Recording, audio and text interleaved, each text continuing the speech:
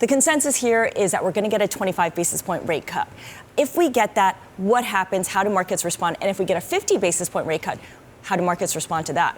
Well, let's start with the 50. That's not expected at all now. A couple of weeks ago, the market was taking it seriously as a prospect, but the data's been good enough recently in the US to have put that on the back burner. So if it comes through now, I think obviously you'd see a big rally in treasuries and a sharp fall in the US dollar. If we only get 25 basis points, which is what the market expects right now, the question then will be what kind of message do they give for the rest of the year, because the market still expects 2 more 25 basis point cuts this year. So they would need to validate that pricing. If they fail to do that, then actually the dollar could go higher as US rates go higher on the back of that. Okay, so obviously the U.S. is not cutting rates in a vacuum because we've seen how the ECB is getting ready to do just that, and we're hearing that other central banks are also preparing to lower rates themselves. What does that mean for the U.S. dollar? Well, this is the thing.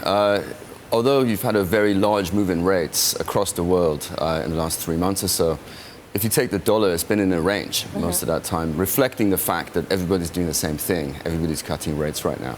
So I think with the ECB having mildly disappointed the market last week, the key now is what kind of message does the Fed give us about the future?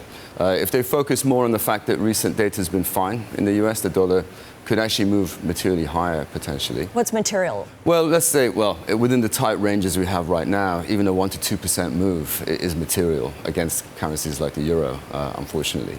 On the other hand, what I would expect, though, is them to actually leave open the room there for more cuts going forward.